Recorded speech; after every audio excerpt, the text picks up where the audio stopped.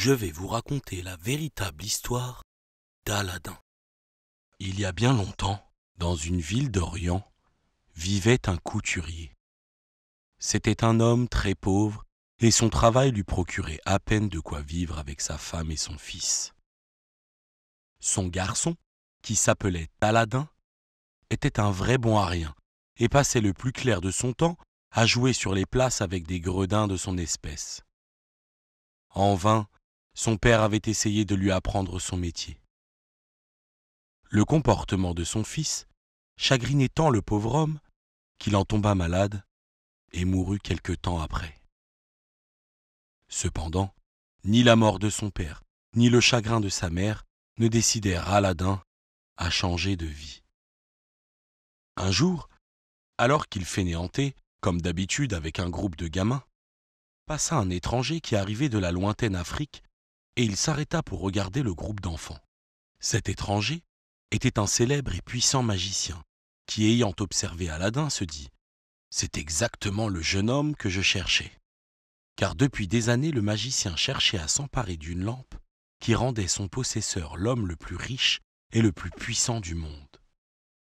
Grâce à l'étude de livres de magie, il savait que ce trésor était enterré sous une montagne de cette région d'Orient, et que l'entrée de la cachette ne s'ouvrirait que devant un jeune garçon d'environ 15 ans, répondant au nom d'Aladin et fils d'un couturier. « C'est toi, Aladin, le fils du couturier ?» lui demanda le magicien. « Oui, » répondit le garçon, « mais mon père est mort. » Le magicien fondit en larmes, et le serrant dans ses bras, il s'exclama entre deux sanglots. « Oh, mon pauvre et unique frère, et dire que je suis venu exprès d'Afrique pour le revoir. » Aladin regardait l'étranger stupéfait, mais il fut étonné encore quand l'homme lui offrit quelques pièces d'or. « Donne cet argent à ta mère, et dis-lui que je viendrai la trouver demain. Je veux faire la connaissance de la femme de mon pauvre frère, » sanglota le magicien. Aladin courut à la maison et raconta tout à sa mère en lui montrant les pièces d'or. Elle fut toute perplexe car elle ignorait que son mari eut un frère, riche de surcroît. Le lendemain, le magicien joua la même scène désespérée devant la veuve. « Je m'occuperai de l'éducation d'Aladin, » promit-il. « C'est le moins que je puisse faire en souvenir de mon pauvre frère. » La mère, heureuse, était sûre désormais que cet homme si généreux était bien son beau-frère. « Ça te plairait d'être marchand ?» demanda le magicien à Aladin. Le garçon hésita un instant. Ça ne devait pas être un métier trop pénible. Il serait peut-être bien d'accepter. « Oui, » répondit-il, « je pense que ça ne me déplairait pas. » Le lendemain, le magicien conduisit Aladin en ville pour le mettre au courant de sa nouvelle activité. Il commença par lui acheter de somptueux vêtements. Aladin était tout content. De son côté, le magicien lui raconta tout ce qu'il allait faire pour lui. C'est ainsi qu'Aladin ne se rendit pas compte qu'ayant quitté la ville, ils étaient arrivés au pied d'une montagne. « Maintenant, va ramasser des brindilles et allume un feu », lui ordonna le magicien. Aladin obéit malgré sa fatigue. Quand les branches prirent feu, le magicien sortit de sa poche une petite fiole et en jeta le contenu sur les flammes en prononçant une formule magique.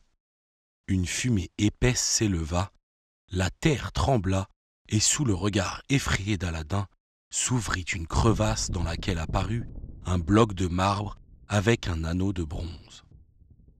Le magicien dit au garçon : « Dans ce souterrain, il y a un trésor qui t'appartient.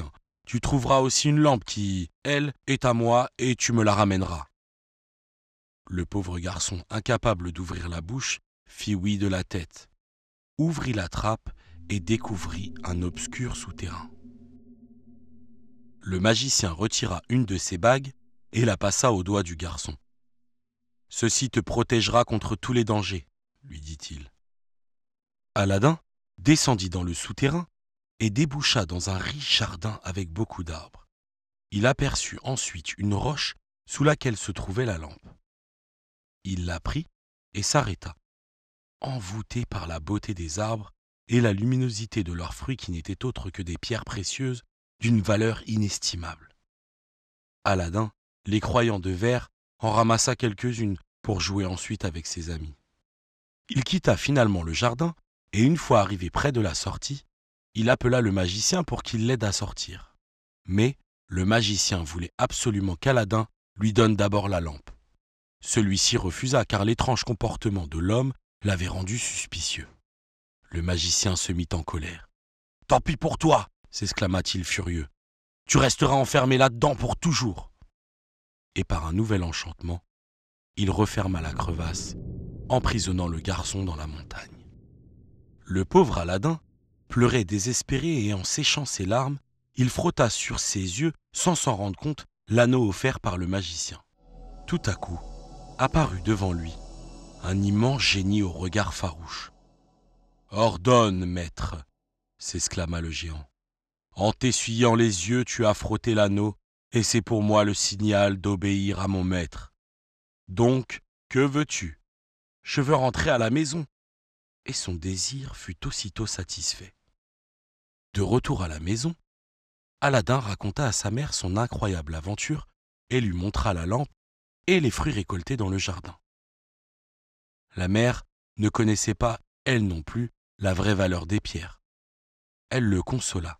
« Ne t'inquiète pas, je ferai briller cette lampe et je la vendrai. » Le lendemain, elle prit la lampe et commença à la frotter.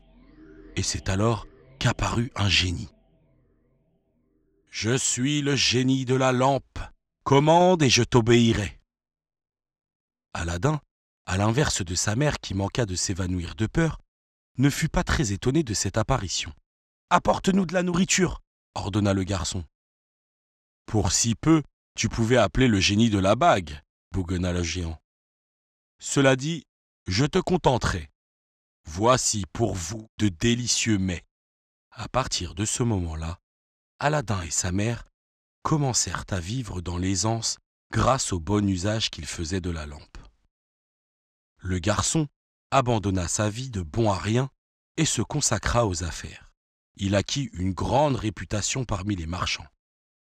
Bien vite, il réalisa la valeur incalculable des fruits cueillis dans le jardin et les confia à sa mère. Ainsi, les années passèrent. Et un matin, alors qu'il se rendait au marché, Aladin entendit un crieur public annoncer le passage de la fille du sultan, et que quiconque oserait la regarder aurait la tête tranchée. Cependant, le jeune homme réussit grâce à un stratagème à voir la jeune fille, et il en tomba éperdument amoureux. De retour chez lui, Aladin avoua tout à sa mère. « Je désire épouser la belle princesse Budur. Toi, maman, va voir le sultan et offre-lui les pierres précieuses. » Une fois reçue par le sultan, la femme déclara : « Noble seigneur, mon fils Aladin demande la main de votre fille, et il vous envoie ce présent. » Le sultan resta stupéfait devant la beauté des pierres. Il décida de demander conseil au grand vizir. « Monseigneur, le seul moyen de savoir si Aladin est assez riche pour être digne d'épouser votre fille est de lui demander un prix quasiment impossible. 40 plateaux d'or massifs remplis de pierres précieuses et 40 esclaves pour les porter. » De retour à la maison, elle transmit à Aladin l'issue de l'entretien. Aladin prit la lampe magique, la frotta et tout de suite, le génie apparut et exauça le désir de son maître. Rien désormais ne pouvait plus arrêter Aladin, qui, en effet, obtint le consentement du sultan. Le jeune homme était au comble du bonheur, et il voulut demander une autre faveur à la lampe. Un magnifique palais en or, juste en face de celui du sultan. Et comme par enchantement, il apparut alors dans toute sa splendeur, et les noces qui y furent célébrées peu après furent également somptueuses. Le sultan nomma Aladin chef de l'armée, et le jeune homme fut bientôt célèbre dans tout l'Orient pour sa sagesse et sa générosité. Quelqu'un vint cependant troubler le bonheur des époux. Le magicien africain, en effet, grâce à ses pouvoirs, avait eu connaissance de la réputation et de la richesse conquise par Aladin. « Ah, Ce fils de couturier est non seulement vivant, mais il a aussi découvert les pouvoirs magiques de la lampe. Il est temps que je retourne en Orient. » Le magicien fourbe, déguisé en marchand, se rendit avec un panier de lampes neuves sous les fenêtres du palais d'Aladin. « Qui veut échanger ces vieilles lampes contre des neuves ?» La princesse Budur l'entendit, se souvint de la vieille lampe de son mari et, ignorante de ses pouvoirs magiques, elle décida de profiter de cet échange avantageux. Dès qu'il eut la lampe entre les mains, le magicien la frotta. « Me voici, maître !» Le génie fut surpris de voir un nouveau maître à la place d'Aladin. « Emmène en Afrique le palais et la princesse, » ordonna le magicien. Le génie, bien sûr, obéit. Tout ceci arriva pendant qu'Aladin était à la chasse hors de la ville, et vous pouvez imaginer quel fut son désespoir à son retour. Le sultan, lui, était furieux. « Si tu ne fais pas revenir ma fille, je te ferai couper la tête !» Aladin, désespéré, se souvint de l'anneau magique. Il le frotta et immédiatement le génie apparut. « Je t'en prie, » supplia le jeune homme, « rends-moi ma femme et mon palais. »« Je ne peux pas, » répondit le génie. « Je n'ai aucun pouvoir sur les envoûtements du génie de la lampe. »« Alors conduis-moi à l'endroit où il se trouve à présent. » Et c'est ainsi qu'Aladin se retrouva en Afrique, sous les fenêtres de son palais. Il appela Budur et lui dit : « Ce soir, quand tu dîneras avec le magicien, mets ce somnifère dans son vin. » Et il lui tendit une fiole. La princesse suivit les instructions de son mari, et, à peine le magicien endormi, Aladin pénétra dans le château. Après avoir embrassé Budur, il courut chercher la lampe. Et dès qu'il l'eut trouvée, il la frotta et « Ordonne, maître !»« Je t'en prie, cher génie, » lui dit le jeune homme. « Ramène-moi en Orient. » Cette fois encore, le génie de la lampe exécuta son désir. Quand ils revirent leurs enfants, la joie du sultan et de la mère d'Aladin fut indescriptible. Aladin et la belle princesse vécurent encore longtemps, très longtemps, dans l'harmonie et la sérénité, sans plus jamais se séparer de leurs précieuses lampes magiques. Beaucoup plus tard, le sultan mourut.